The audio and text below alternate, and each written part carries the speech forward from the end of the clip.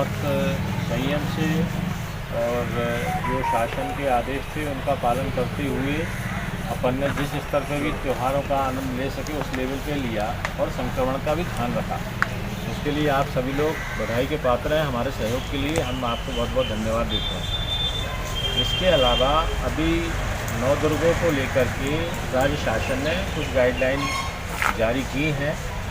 उस संबंध में पहले करी थी, फिर उसमें कुछ थोड़ा सुधार भी हुआ हैगा। वो राज्य शासन का आदेश एसडीएम साहब के पास आ गया हैगा और जो शासन का आदेश है और जो गाइडलाइन है कृपया करके उसका पालन करते हुए अपन त्यौहार को मनाएं। दूसरा एक और पर्सनल निवेदन है कि इसमें सबसे ज़्यादा अपने को सोशल डिस्टेंस का ध्यान रखना पड़ेगा, क्योंकि नंबर ऑफ़ संख्या ज़्यादा हो गई है। तो ये अपन ध्यान रखें, कोशिश करें कि सोशल डिस्टेंस का ज़्यादा से ज़्यादा अपने वॉलंटियर्स लगा लें, या तो आप अपनी जगह कहीं भी ध्यान रहे ताकि वो संक्रमण को फैलने से अपन रोक सकें। बाकी एसडीएम साहब से रिक्वेस्ट करूँगा कि मैं जो गाइडलाइन है साहब बता रहे हैं आपको, तदनुसार आप लोग आगे कंटिन्यू करना चाहूँगा। उसमें जो शासन से हमको निर्देश मिले हैं गृह विभाग से दिनांक 5 अक्टूबर को, वो कहीं ना कहीं एक ब्रॉड फ्रेमवर्क बनाएगा कि आगे क्या किस प्रकार नियमों का पालन कराया जाना है, क्योंकि आप सभी जानते हैं कोरोना महामारी चल रही है। तो किस प्रकार इस बीमारी से भी हम अपना बचाव कर सकें और साथ ही साथ हमारे त्यौहार मनाने में भी ख्याल ना पड़े, इन दोनों के बीच में कहीं एक मध्य का रास्ता बनाना पड़े, जिससे कि लोगों के स्वास्थ्य की सुरक्षा भी रहे और त्यौहार भी बने। तो गृह विभाग का जो सर्कुलर निकला है 5 अक्टूबर का, उसकी कुछ ब्रॉड हेडलाइंस हैं, वो मैं आपसे अभी साझा करूँगा। इसके अलावा मैं एक और चीज़ बताना चाहूँगा कि कल ज़िले में कलेक्टर महोदय और ADM sir, additional SP sir, सब लोग रहेंगे, एसपी सर रहेंगे। उनके निर्देशन में, उनके नेतृत्व में एक और मीटिंग का आयोजन किया गया है जिले लेवल पर, जहाँ पर और इन्हीं सर्कुलर्स के ऊपर एक विस्तृत चर्चा की जाएगी और वहाँ से हमको जो अनुभाग लेवल पे जो मार्गदर्शन मिलेगा उसको हम यहाँ पर भी क्रियान्वित करेंगे। तो अभी हमारे पास में इस समय ब्रॉड हेडलाइन है, मोटा मोटा जो हमको पता चला है, और उसको हम किस प्रकार यहाँ नागदा में मॉडिफाई करके क्रियान्वित कर सकते हैं उस बारे में चर्चा करना चाहूँगा। पहले जो 5 अक्टूबर का अपना सर्कुलर है गृह विभाग का, वो बताता है कि प्रतिमा का जो पांडाल रहेगा उसकी अधिकतम साइज़ जो रहेगी 30/45 की रहेगी, स्क्वायर फीट की। तो इस प्रकार से आपका पांडाल बनाया जाए कि सफिशिएंट स्पेस रहे, दर्शनार्थी यदि आते हैं तो उनके बीच में कहीं से भी धक्का मुक्की एकदम बहुत ही पास खड़े होके उस प्रकार की स्थिति ना रहे, क्योंकि सोशल डिस्टेंसिंग हमारे लिए सबसे महत्वपूर्ण है। संकुचित जगह नहीं होनी चाहिए, जिसको बोलते हैं ना कंस्ट्रक्टेड स्पेस, मतलब बहुत ही आसपास नहीं होना चाहिए। तो हमारी गली यदि बहुत ही छोटी है तो उस जगह ना किया जाए, कोई खुला जो जगह हो वहाँ पे हम लोग करें। और इसके अलावा मूर्ति विसर्जन बहुत ही महत्वपूर्ण चीज़ है। उस संबंध में यह निर्देश है कि मूर्ति विसर्जन संबंधित आयोजन समिति द्वारा किया जाएगा, मतलब ऐसे अलग से कोई नहीं, हम लोग नहीं करेंगे। आप लोग जो आयोजन समिति रहेगी वह विसर्जन करेगी, जो डेजिग्नेटेड या निर्धारित जगह रहेगी वहाँ पर आपका विसर्जन कराया जाएगा। और इसके लिए अधिकतम 10 व्यक्ति के समूह की अनुमति होगी। यदि कोई बहुत बड़ा पांडाल लगता है, उसमें 100, 150, 200, 1000 लोग आते हैं, तो मतलब ये नहीं कि सभी के सभी आएंगे। किसी प्रकार के चल समारोह की अनुमति नहीं दी गई है। स्पष्टतः ये लिखा गया है गृह विभाग के सर्कुलर में कि किसी प्रकार का चल समारोह अलाउड नहीं रहेगा। अधिकतम 10 लोग, जो मुख्य उसके जो समिति के जो पदाधिकारी होंगे वो अलाउड रहेंगे। और विशेष ध्यान है कि बहुत बुजुर्ग और छोटे बच्चे, उनको पूरी तरह से मना किया जाए आने के लिए, क्योंकि जहाँ पे भी आप विसर्जन के लिए जाएंगे वहाँ पे किसी प्रकार की दुर्घटना ना हो।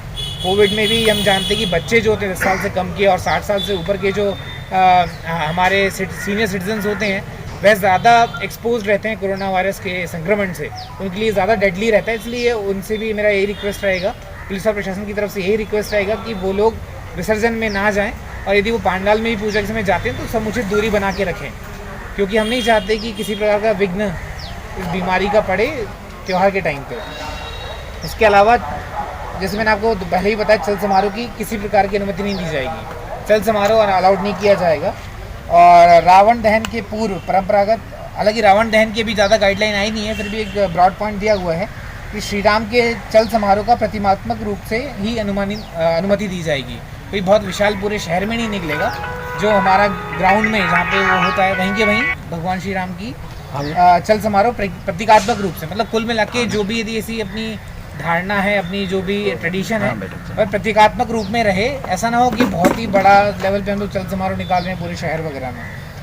और इसमें भी फेस मास्क एवं सोशल डिस्टेंसिंग का अनिवार्यतः पालन कराना चाहेगा। और इसके अलावा मैं ये बताना चाहूँगा कि अभी वर्तमान में एडीएम कार्यालय से श्रीमान कलेक्टर महोदय के आदेश अनुसार ही दिनांक 9 अक्टूबर को, मतलब आज से 3 दिन पहले, धारा 144 का आदेश पारित किया गया है, जो स्पष्टता कहता है किसी भी समय पे मतलब कोई भी बहुत बड़ी गैदरिंग नहीं करनी है। बहुत बड़ी गैदरिंग का मतलब ये है कि हम सोशल डिस्टेंसिंग का पूरा पालन करें, और बहुत ही ज़्यादा भीड़ जो होती है ना, मेनली ये होता है कि कम स्पेस हो, संकुचित जगह हो और वहाँ बहुत सारे लोग भर जाएं, ऐसा नहीं होना है। दूसरा एक विशेष ध्यान रखना है कि पूर्णतः डीजे और बैंड वो प्रतिबंधित रहेगा, उसका उपयोग नहीं करना है। ध्वनि विस्तारक यंत्र का उपयोग नहीं किया जाएगा, ऐसा स्पष्ट इसमें निर्देश दिया गया है। किसी प्रकार का जुलूस प्रदर्शन, इसकी भी अनुमति नहीं दी जाएगी। पटाखे, विस्फोटक सामग्री का भी पूर्णतः प्रतिबंध रहेगा। हाँ, एक और बहुत विशेष चीज़ है कि जो मैंने भी अपने 2018 कार्यकाल में देखा था, यहाँ पे बहुत ही बड़े लेवल पे गरबा का आयोजन किया जाता है, और इसमें भी स्पष्टता निर्देश दिया है किसी प्रकार के गरबा का आयोजन प्रदेश लेवल पे ही डिसीजन है कि नहीं किया जाएगा। तो आप इसका विशेष ध्यान रखें कि किसी प्रकार से गरबा आयोजित ना किया जाए। तो कुछ इस प्रकार की गाइडलाइंस थी जिले की तरफ से। एक चीज़ पूछना चाह रहा था मैं जी, बाकी सब चीज़ों को कि वो डीजे और ये प्रतिबंधित रहेंगे जी।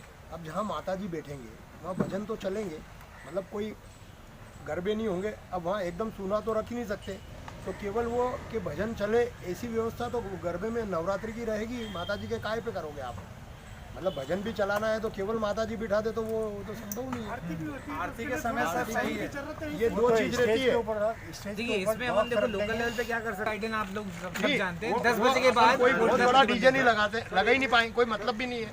ये 4 नंबर के फाइल में लिखा है कि मतलब सर्वोच्च न्यायालय द्वारा जारी गाइडलाइन के अनुसार कर सकते हैं। हैं। बस ठीक है, बस मतलब वो उसका वॉल्यूम और ये हाँ, बस वो उतना ही चाहिए। तो आपको यही नहीं तो इतना ही चाहिएगा आपको। लाउड स्पीकर बजाने के संबंध में गाइडलाइन का पालन किया जाना अनिवार्य होगा। रात को 10 बजे के बाद यूँ भी गरबे नहीं है तो यूँ 10 बजे 10:30 बजे खत्म ही हो जाएगा साहब। कौन बैठा रहेगा साहब? कोई भी नहीं है, कोई प्रोग्राम नहीं है तो बैठेगा कौन? बहुत छोटा सा ही रहेगा। क्या रहता है, मैं आपको एक दादा, मैं आपको एक सेकंड क्या होता है साहब, हमारे यहाँ बहुत बड़े जुलूस नहीं निकलते और न ही सामूहिक निकलते। जैसे हमारा पांडाल है तो ज़्यादा से ज़्यादा हम 15-20 लोग साथ में जाते हैं बीच में, इससे ज़्यादा लोग जाते ही नहीं है। मतलब कोई ऐसा नहीं है 200-400 के लड़कियों को भी ना, बस 200-500 लोग जाते हैं, ऐसा नहीं जाते।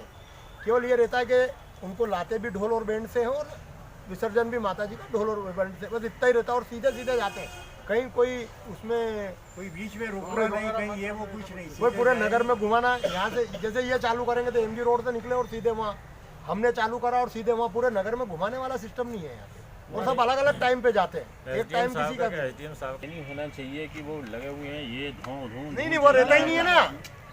इनका कहने का जो इसका वो ये है साहब, आपके सम्मान को ठेस नहीं पहुंचेगी, ले दे के एक बात है, हम आपके साथ हैं। बस एक लाइन में पूरी बात बोल दी हमने। और बताओ आगे। और बताएं आप।